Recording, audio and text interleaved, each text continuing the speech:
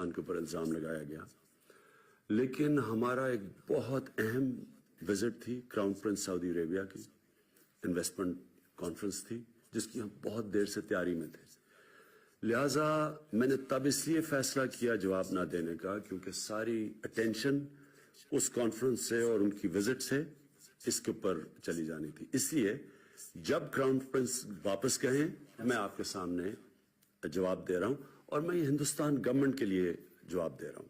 پہلے تو آپ نے پاکستان پہ الزام لگا دیا، نہ کوئی ایویڈنس، نہ کوئی سوچا کہ اس کے اندر پاکستان کا کیا فائدہ ہے۔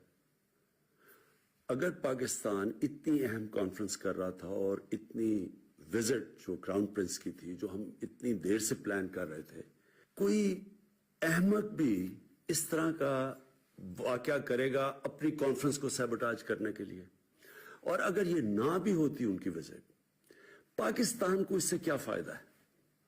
کیوں پاکستان اس سٹیج کے اوپر، جب پاکستان سٹیبلٹی کی طرف جا رہا ہے، ہمارے پاس ہم نے 15 سال کی دہشت گردی کی جنگ جس میں 70,000 پاکستانی مارے گئے ہیں، ایک دہشت گردی نیچے جا رہی ہے، امن آ رہا ہے، سٹیبلٹی آ رہی ہے، ہم کیوں کوئی اس طرح کا، اس سے ہمیں فائدہ کیا ہے؟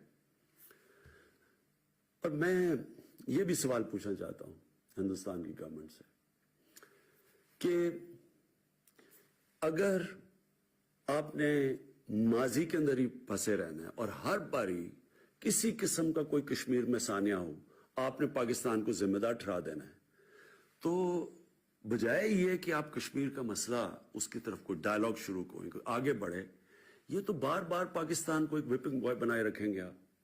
میں آپ کو واضح طور پہ کہہ رہا ہوں کہ یہ نیا پاکستان ہے، یہ نئی مائنڈ سیٹ ہے، نئی سوچ ہے۔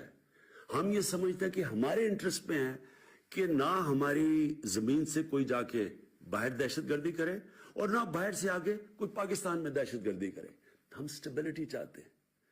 تو میں آج ہندوستان کی گورنمنٹ کو آفر کر رہا ہوں، کسی قسم کی آپ تحقیقات کروانا چاہتے ہیں اس انسیڈنٹ میں کہ کوئی پاکستانی اس میں ملوث تھا، ہم تیار ہیں۔ اگر آپ کے پاس کوئی ایکشنیبل انٹیلیجنس ہے کہ پاکستانی انوالوڈ ہے، وہ ہمیں دے، میں آپ کو گارنٹی کرتا ہوں کہ ہم ایکشن لیں گے۔ اور ایکشن اس لیے نہیں لیں گے کہ ہمیں کسی کے پریشر ہے، ایکشن اس لیے لیں گے کہ یہ پاکستان سے دشمنی کر رہے ہیں۔ اگر کوئی پاکستان کی زمین استعمال کر رہا ہے، ہمارے سے یہ دشمنی ہے، یہ ہمارے انٹرسٹ کے خلاف ہے۔ اور دوسری چیز، جب بھی ہندوستان سے ہم ڈائیلاگ کی بات کرتے ہیں، ہندوستان کی پری کنڈیشن ہوتی ہے کہ پہلے دہشت گردی کی بات کی جائے۔ میں آپ کو یہ کہتا ہوں کہ ہم دہشت گردی کی بھی بات کرنے کے لیے تیار ہیں۔ دہشت گردی ایک سارے خطے کا ایشو ہے اور ہم بالکل تیار ہیں کیونککہ ہم چاہتے ہیں کہ اس خطے میں دہشت گردی ختم ہو۔ پاکستان وہ ملک ہے جس کو سب سے زیادہ دہشت گردی سے نقصان ہوا ہے، 70,000 پاکستانی مارے گئے ہیں دہشت گردی میں، ہمارا $100 ارب سے زیادہ نقصان ہوا ہے دہشت گردی سے، لہٰذا ہم تیار ہیں آپ سے بات کرنے کے لیے۔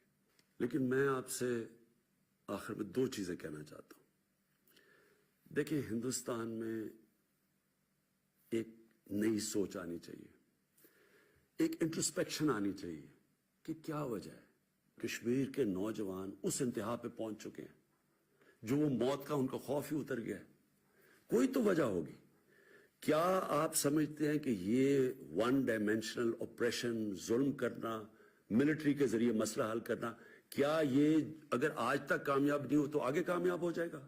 اگر آج افغانستان کے اندر 17 سال کے بعد ساری دنیا یہ تسلیم کر بیٹھی ہے کہ ملٹری سلوشن نہیں ہے اور بات چیت سے، ڈائیلاگ سے مسئلہ حل ہوگا، کیا ہندوستان میں اس کے اوپر ڈسکشن نہیں ہونی چاہیے؟ اور دوسری چیز،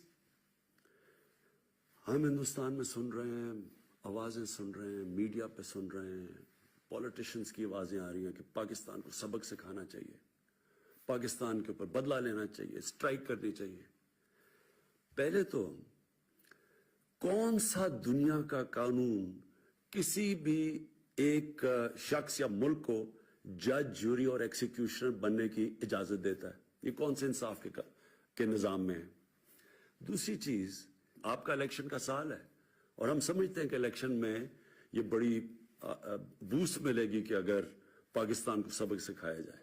अगर आप ये समझते हैं कि आप पाकिस्तान के ऊपर कुछ किसी किस्म का हमला करेंगे, पाकिस्तान रिटेलिएट करने का सोचेगा नहीं, पाकिस्तान रिटेलिएट करेगा।